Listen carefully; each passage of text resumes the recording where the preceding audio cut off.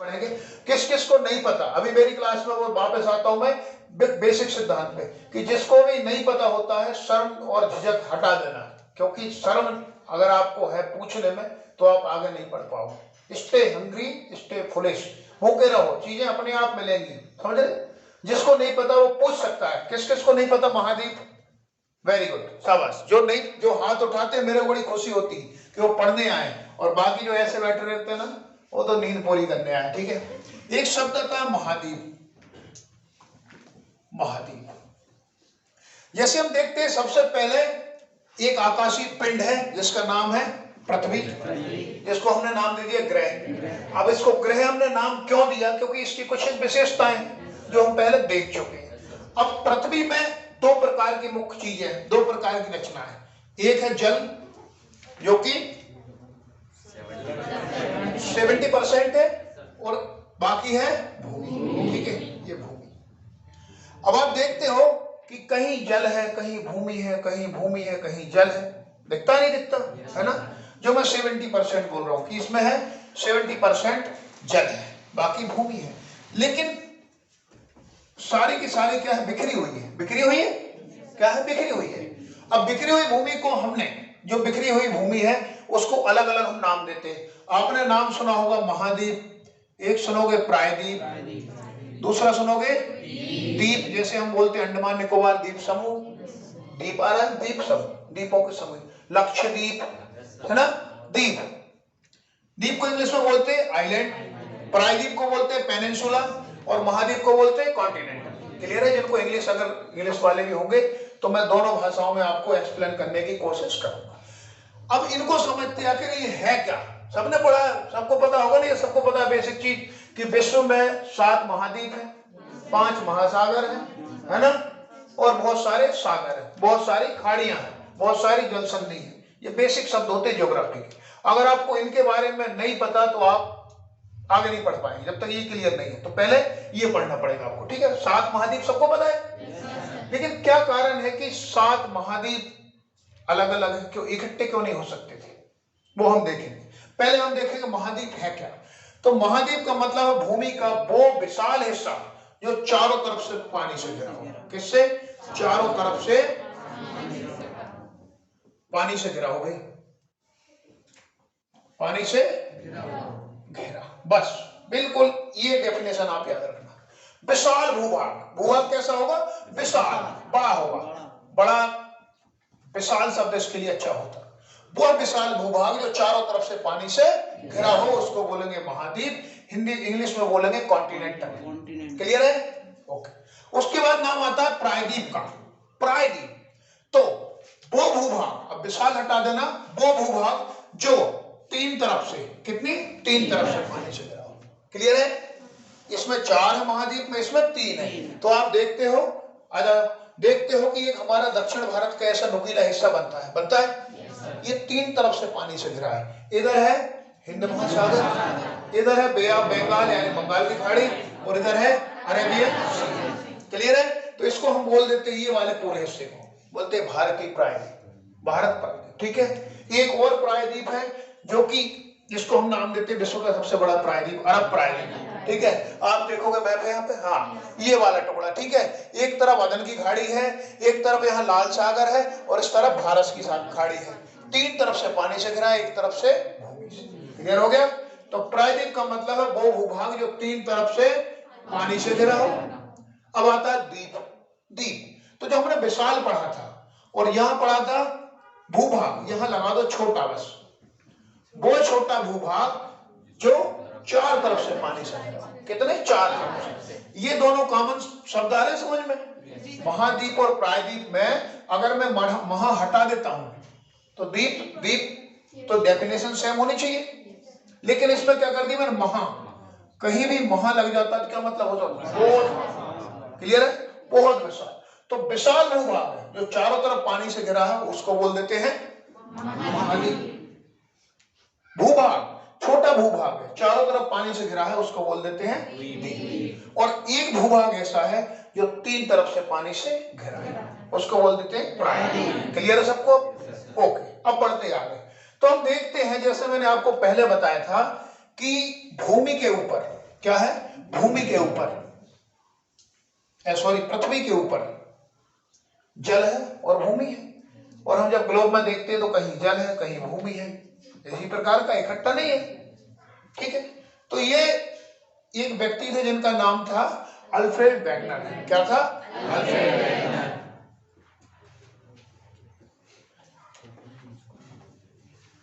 खगोल शास्त्री थे जर्मनी के। लेकिन उनके मन में विचार आया कि यार ऐसा क्यों है, मैं जा रहा हूं कहीं समुद्र आ रहा है, कहीं भूमि आ रही, कहीं कुछ आ रहा है, मतलब भूमि और समुद्र एक अलग अलग क्यों नहीं?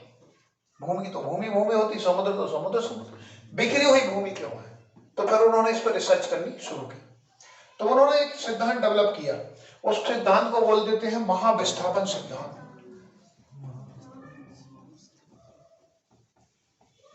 महाविस्थापन सिद्धांत। और ये सिद्धांत उन्होंने दिया था 1922 में। क्लियर है, ये चीज आप याद रखना। महाविस्थापन सिद्धांत दिया था अल्फ्रेड वेगनर ने। कहां के थे, जर्मनी के थे। 1922 में उन्होंने दिया था। क्लियर है। अब ये आखिर है क्या भाई, ये आखिर है क्या, ये देख लेते हैं क्या है। तो उन्होंने देखा, सबसे पहले वो गए नीचे अंटार्कटिका पर, और वहां से उन्होंने कुछ खुदाई की, वहां उन्हें कोयले जैसी कोई आकृति मिली। फिर वो चले गए ऊपर चले गए साइबेरिया, रशिया में, वहां भी बर्फ थी। लेकिन जब उन्होंने वहां खुदाई की तो वहां भी वही पदार्थ मिले जो अंटार्कटिका में मिले थे। तो एक थ्योरी पे पहुंचे कि जो हिसाब देखते हो, यहां नॉर्थ अमेरिका है, यहां साउथ अमेरिका है, यहां एशिया है, यूरोप और एशिया ऐसे हैं, एशिया यूरोप, इधर फिर अफ्रीका आ जाता है। ठीक है, और यहां आप देखते हो ऑस्ट्रेलिया आ जाता है, और यहां आप देखते हो अंटार्कटिका आ जाता है। ठीक है, ऐसे बिखरे हैं। तो उन्होंने एक सिद्धांत दिया कि जो बिखराव है, क्या है, जो बिखराव है, ये बिखराव एक समय ऐसा था कि बिखराव नहीं था। क्या था, ये बिखराव नहीं था। ये जो जितने भी हम महाद्वीप देख रहे हैं, अलग अलग हिस्से भूमि के, ये सारे के सारे एक समय जुड़े थे। क्या थे, जुड़े थे, यहाँ पूरे एक ही साथ थे। 30% जो भूमि है वो ऐसी है। ये समय था एक, क्या था, समय। इस समय को उन्होंने नाम दे दिया कार्बोनिफोरस युग, कार्बोनिफेरस, यानी कि पृथ्वी के संरचना के बाद का युग। कार्बोनिफेरस युग में पृथ्वी के ऊपर दो संरचनाएं थी, एक थी जल, दूसरी थी भूमि। ठीक है, भूमि। लेकिन उन्होंने इस जल को नाम दिया पैंथालासा। क्या नाम दिया, पैंथालासा। जो लिख रहे हैं तो ऐसी डायग्राम बनाते रहना भाई, समझने के लिए। अगर आप चाहोगे हर लाइन में एक्सप्लेन करूं तो शायद वो पॉसिबल नहीं होगा। क्यों नहीं होगा, क्योंकि आपको खुद को समझ विकसित करनी है। जो मैं बता रहा हूं कहानी अपनी भाषा में लिखो आप, तो आप जब अपनी भाषा में लिखोगे ना तो आपको बड़े आसानी से समझ में आएगा। और क्या होगा, आप जाते ही फेर में पक्का करना। ठीक है, अच्छा, क्या था, जल था और एक थी भूमि। जल को बोल दिया पैंथालासा, भूमि को बोला पैंजिया। अच्छा, जिनको पहले पढ़ चुके हैं वो जब तक मैंने पूछूं जवाब नहीं देंगे। क्लियर है, क्यों, क्योंकि हमारे जो भाई या बहन जो अभी पहली बार क्लास में आए, जिन्होंने कहीं पढ़ा नहीं है, ये चीजें संभवतः मेरे ख्याल से पैंजिया पैंथालासा अगर कहीं कोचिंग भी की है उन्होंने तो शायद नहीं पढ़ी होगी, जो मैं जिस ढंग से समझ पा रहा हूँ। क्योंकि ये गहराई से पढ़ाई हुई चीजें हैं। गहराई का मतलब ये है कि आपको बड़े एग्जाम्स जो होते हैं उसके लिए बताई जाती, लेकिन मेरा मानना ये है कि कितनी बड़ी चीज हो, बेस तो बेस होता है। बेस नहीं पता तो आपको आगे क्लियर नहीं हो पाएगा। ठीक है, तो जिन्हें नहीं पता वो तो ध्यान देंगे, और जिन्हें पता है वो भी सुनेंगे, क्योंकि बहुत सारी चीजें आपको भूल गए होंगे। और जिन्हें ज्यादा ही पता है वो अपने भाव के ऊपर कंट्रोल रखेंगे, नहीं तो क्या होता है, हीन भावना आती है। हमारे जो भाई जिन्हें नहीं पता या जो नए आए हैं वो फिर ऐसे देखते यार पूछोगी नहीं पूछोगी, समझ रहे। तो फ्रेशर है सारे, कोई पुराना नहीं, किसी को कुछ भी नहीं आता मेरे अलावा। क्लियर है, ओके। जल को बोला गया पैंथालासा, भूमि को बोला गया पैंजिया। समय था कार्बोनिफेरस युग। एक तरफ भूमि थी, एक तरफ जल था। ठीक है, अब धीरे धीरे क्या होता है कि आप देखते हो कि हमारा उपग्रह जिसका नाम है चंद्रमा, और हमने इससे पहले पढ़ चुके हैं कि चंद्रमा की जो उत्पत्ति हुई है वो पृथ्वी से हुई है। क्लियर है? एक विशाल आकाशीय पिंड पृथ्वी से टक्कर हुई उसकी, वो इस टक्कर इतनी भयानक थी कि बहुत सारा नुकसान पृथ्वी को भी हुआ और बहुत सारा नुकसान उस ग्रह को भी, उस पिंड को भी हुआ। बहुत सारे टुकड़ों में बिखर गया और तकरीबन 3-3.5 लाख किलोमीटर दूर वो चला गया।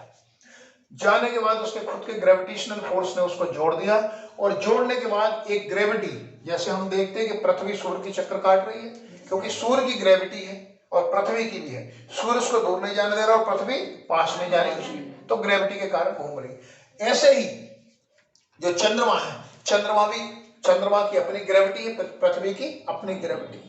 तो क्या होता है यहाँ पर कि चंद्रमा पृथ्वी को खींच रहा, पृथ्वी चंद्रमा को खींच रही। क्लियर है?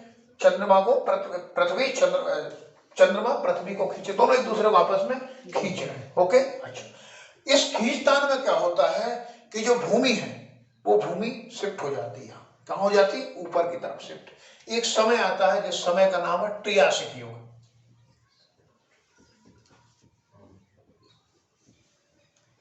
ये अरबों साल पहले की बात है। एक समय आता है ट्रियासिक युग। ट्रियासिक युग में ये जो भूमि है इधर पहुंच जाती है। कहां पहुंच जाती है? यहाँ। क्यों पहुंचती है? कि चंद्रमा की ज्वरीय शक्ति और पृथ्वी की गुरुत्वीय शक्ति, जो आप देखते हो ना, आपने सुना होगा ज्वर और भाटा आता है। ज्वर में क्या होता है? पानी आगे चला जाता है, भाटा में पीछे होता है। ठीक है?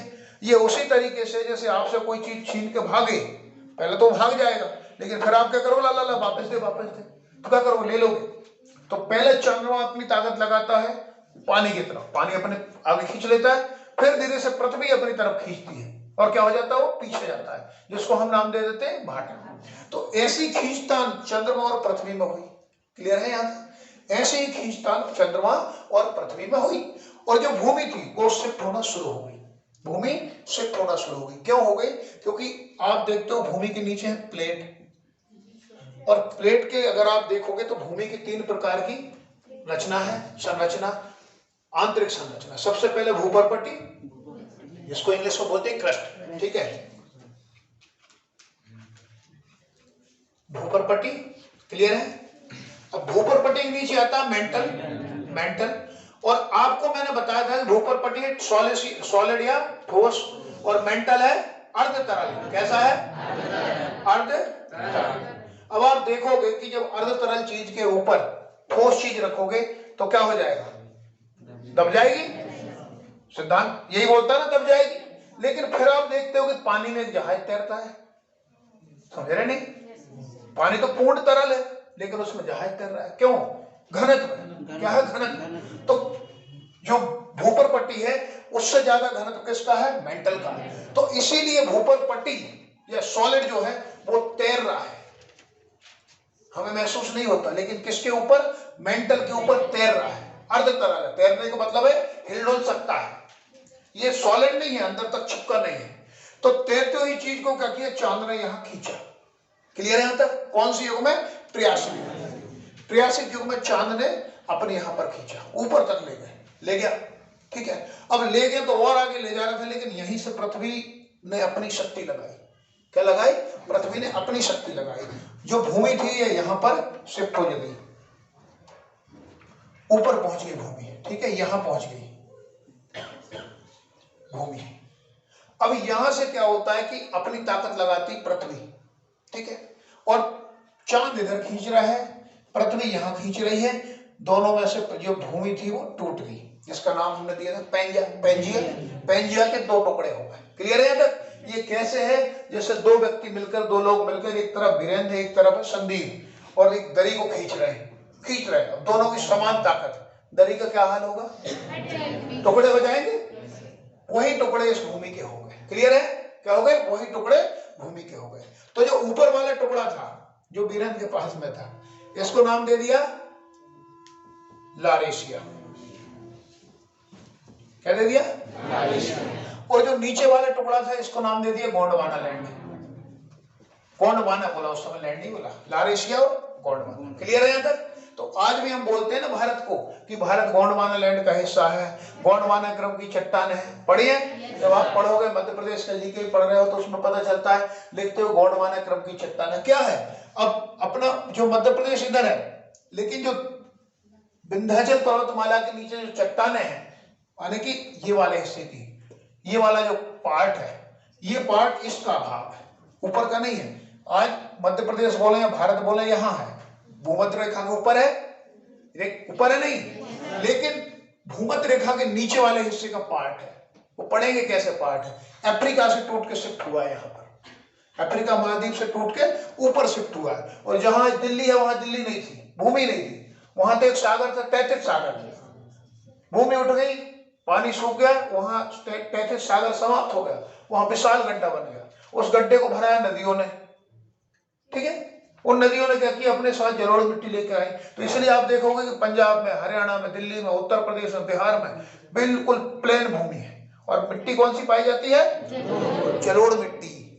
ये सिद्धांत है। ठीक है, तो वापस चलते, इधर देखो अब आप, चंद्रमा ने ऊपर की तरफ खींचा, भूमि ने, पृथ्वी ने नीचे की तरफ खींचा, और भूमि के हो गए दो टुकड़े। क्लियर है, क्या हो गए, दो टुकड़े। इन दो टुकड़ों में एक का नाम दे दिया लारेशिया, दूसरे का नाम दे दिया गोंडवाना। क्लियर है। अच्छा, कालांतर में फिर दो टुकड़े और हो जाते हैं, मतलब दो भागों में और टूट जाता है, 4 हिस्से हो गए, एक बन गया अंगारा लैंड। ऐसे करते करते भूमि के 60 टुकड़े हो गए। क्या हो गए, 60। अब जो ब्लैंक दिख रहा है आपको, ये टूटा हुआ हिस्सा दिख रहा है, नहीं दिख रहा, दिख रहा नहीं। अब जो भूमि खाली हो गई, जिधर जो जल था वो कहाँ आ गया, यहाँ आ जाएगी जल, यहाँ जो जल था वो कहाँ भर गया, यहाँ जल आ गया। यहाँ हमने उस जल को, भरे हुए जल को नाम दे दिया महासागर। आप देखते हो कि भूमि के बीच में पानी है, यहां से आप देखोगे नॉर्थ अमेरिका, साउथ अमेरिका, बीच में अटलांटिक महासागर है, ये पूरा अटलांटिक है। उसके बाद आप देखोगे यूरोप, और उसके नीचे अफ्रीका, यहाँ अटलांटिक है, बीच में भूमध्य सागर है।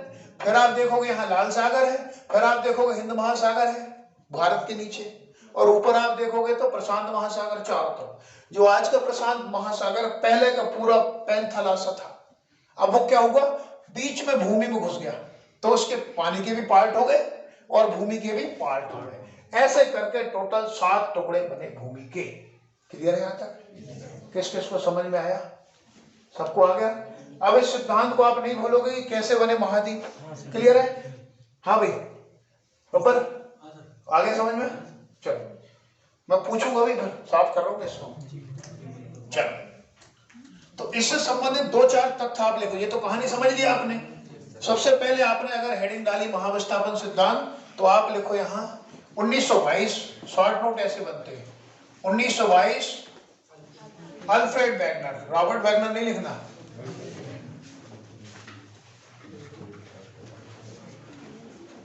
अल्फ्रेड वैगनर, यानी कि 1922 में अल्फ्रेड वैगनर ने दिया था। और लिखो, ये से डालो यहां पर,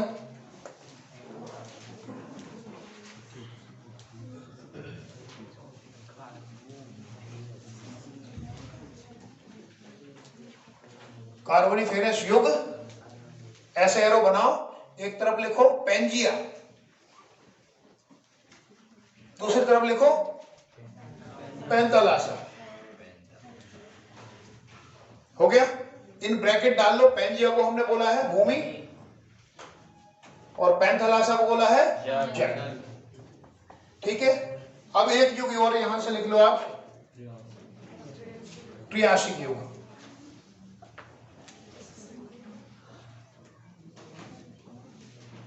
त्रियाशिक युग, त्रियाशिक युग में जो पेंजिया डालो पहले, क्या पेंजिया,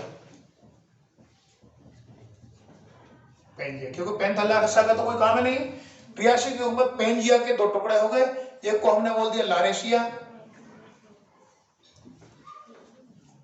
दूसरे को बोल दिया गोंडवाना लैंड। ठीक है, और अगर चाहो तो गोंडवाना लैंड कौन सा है, तो दक्षिणी, ये नीचे वाला, ठीक है, और ये ऊपर वाला।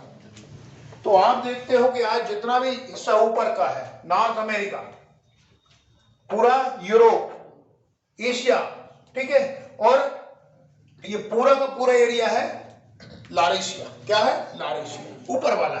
यहां देखते हो नॉर्थ अमेरिका, अटलांटिक महासागर, उसके बाद में एशिया, और एशिया से ये उसके बाद में यूरोप, यूरोप के बाद एशिया। ये पूरा का पूरा पार्ट किसका है, लारेशिया। नीचे आप देखते हो साउथ अमेरिका, अफ्रीका और ऑस्ट्रेलिया। ठीक है, ठीक है। तो ये अंटार्कटिका तो नीचे ही है, अंटार्कटिका से ही आए थे। ठीक है, तो 7 महाद्वीप हो गए। सातों में आपको कॉमन चीज एक और मिल जाएगी, यहाँ सब गोरे लोग हैं और यहाँ काले हैं। ठीक है, और ऑस्ट्रेलिया में आपको देखेंगे गोरे, लेकिन ऑस्ट्रेलिया में गोरे नहीं है। ऑस्ट्रेलिया में एक समय काले ही थे। एंडी साइमंड्स देखा किसी ने, क्रिकेटर? नहीं देखा? ठीक है, क्या हुआ था, ऑस्ट्रेलिया की जब खोज की थी कैप्टन कुक ने। ठीक है, कब की थी? हाँ, 1777 में, 70 में की थी। ठीक है, 1770 में कैप्टन कुक ने खोज की थी। तो उस समय उन्होंने देखा, क्योंकि आपको पता है ब्रिटेन की साम्राज्यवादी नीति थी, ब्रिटिशर्स हर जगह बस रहे थे, कॉलोनी बना रहे थे। तो वो जब गए यहाँ पर तो उन्होंने नीचे वाला हिस्सा देखा, ऑस्ट्रेलिया के नीचे वाला। तो ऑस्ट्रेलिया के नीचे वाला जो हिस्सा है वो शीतोष्ण कटिबंध में आता है। और शीतोष्ण कटिबंध का मतलब क्या है? जो जलवायु यूरोप में होगी वो यहाँ होगी, तो वो जाके यहाँ बस गए। समझ रहे? और धीरे धीरे उनकी पीढ़ियां चल रही। जैसे आप देखते हो यहाँ दक्षिण अफ्रीका, अफ्रीका के दक्षिण में दक्षिण अफ्रीका है, पूरे अफ्रीका में काले लोग हैं, लेकिन दक्षिण अफ्रीका में गोरे। क्यों? क्योंकि वो ब्रिटिशर से वो बस गए। और ये हिस्सा आ जाता है शीतोष्ण कटिबंध में। जहां जहां ब्रिटिशर्स को धन मिला लेकिन जीवन के अनुकूल परिस्थिति नहीं मिली, वो वहां पर नहीं बसे। ब्रिटिशर्स का मतलब पूरे यूरोपियन लोग। और जहां जहां जीवन के अनुकूल परिस्थिति मिली और धन भी मिला, वहां बस गए। आप देखोगे नॉर्थ अमेरिका, जो संयुक्त राज्य अमेरिका में, यूएसए में मेन कौन है? काले लोग हैं वहां के। तो ये तो जो गोरे हैं वो जाकर बस गए वहां। ठीक है, चलो तो वापस देखते हैं। तो महाविस्थापन सिद्धांत भूलोगे तो नहीं है भाई? एक बार इसको रिवाइज कंक्लूज करते फिर आगे बढ़ेंगे। हमने देखा महाविस्थापन सिद्धांत, और महाविस्थापन सिद्धांत का मतलब है कि एक बहुत विशाल विस्थापन हुआ। किसका हुआ? भूमि का विस्थापन हुआ। कहां से भूमि गई? नीचे से बीच में आई। विस्थापन, विस्थापन को इंग्लिश विस्थापन, विस्थापन का अर्थ क्या होता है? एक जगह से उठ के दूसरी जगह जाना। जैसे आप देखते हो कहीं बाढ़ आ जाती है तो शिफ्ट हो जाते हैं। अभी शब्द नया चला था अपने यहाँ, पचमढ़ी खाली हो रही, टाइगर रिजर्व बना है, तो बोले विस्थापन हो गया। इतने सारे गांव बसा रखे, महुआ गांव, कौन कौन से गांव, डोगरी खेड़ा के यहाँ बस्ती बसाई। समझ रहे? विस्थापन, एक जगह से उठ के दूसरी जगह जाना। तो जो हमारी भूमि थी वो एक जगह से दूसरी जगह आई। कब आई? कब आई? कार्बोनिफेरस। कब आई? कार्बोनिफेरस। उस समय भूमि यानी कब आई? ट्रियासिक युग में आई। कार्बोनिफेरस युग में क्या था? यानी कि जब पृथ्वी का निर्माण हो रहा था, निर्माण कंप्लीट हुआ था, उस समय भूमि के ऊपर, जो पृथ्वी के ऊपर है, 2 प्रकार की संरचनाएं थी। 2 प्रकार की, एक पैंजिया, दूसरी पैंथालासा। क्लियर है? पैंजिया और पैंथालासा। इसका मतलब, पैंजिया का मतलब है भूमि और पैंथालासा का मतलब है। क्लियर है यहां तक? कालांतर में एक दूसरा युग आता है, उसको बोलते हैं ट्रियासिक युग। उस ट्रियासिक युग में पैंजिया जो होता है वो ऊपर की तरफ शिफ्ट होता है और धीरे धीरे करके उसके 2 टुकड़े हो जाते हैं। एक टुकड़ा ऊपर चला जाता है, एक नीचे रह जाता है। ऊपर जो गया उसको बोल दिया लारेशिया और नीचे वाले को बोल दिया गोंडवाना। ठीक है, क्लियर है यहां तक? गोंडवाना लैंड। तो आज ऐसा करके पूरा विस्थापन हुआ पूरे भूमि का। और हम देखते हैं कि भूमि पर 7 विशाल टुकड़े। कितने? 7। अब 7 विशाल टुकड़ों के अलावा बहुत सारी बिखरी हुई संरचनाएं भी हैं। जैसे आप देखोगे श्रीलंका, जैसे आप देखोगे मेडागास्कर। वर्ल्ड मैप में अगर इसको देखा है किसी ने तो ठीक है, आप देखोगे छोटे छोटे द्वीप है। जो द्वीप है वो द्वीप कैसे बने? कि जब महाविस्थापन हो रहा था तो कोई चीज है, आप कोई भारी चीज खींच के ले जाते हो तो कुछ टुकड़े बीच में टूट टूट के गिर जाते, नहीं गिरते? तो वैसे ही ये टुकड़े पीछे छूट गए और उन टुकड़ों को आज हमने नाम दे दिया द्वीप। ठीक है, अब उस महाविस्थापन सिद्धांत में आप देखते हो किसी चीज को जब काटते हो तो एक सी कटती, लेकिन जब पेज को फाड़ते हो बीच में से खींच के, विरंदन है एक रफ पेज। जैसे हम प्रैक्टिकली चीज समझो, भूलोगे नहीं। ठीक है, सारे ही तो रफ है। तुम रहने दो, लेट हो गए। अब जैसे मैं बोल रहा हूँ, इसको अगर मैं फाड़ूंगा बीच में से तो तीखा फटेगा, लेकिन मैंने इसको क्या किया? तोड़ दिया। टेढ़ा मेढ़ा कटा है? कटा है नहीं? तो ये आप देखोगे कि ये तीखी नोक बन रही। अब इस नोक के बीच में यहाँ भी पानी आ जाएगा, यहाँ ही पानी आ जाएगा, और ये जो हिस्सा है ये क्या हो जाएगा? 3 तरफ से भूमि से गिर जाएगा। तो इसको हमने नाम दे दिया, समझ रहे नहीं? प्रायली।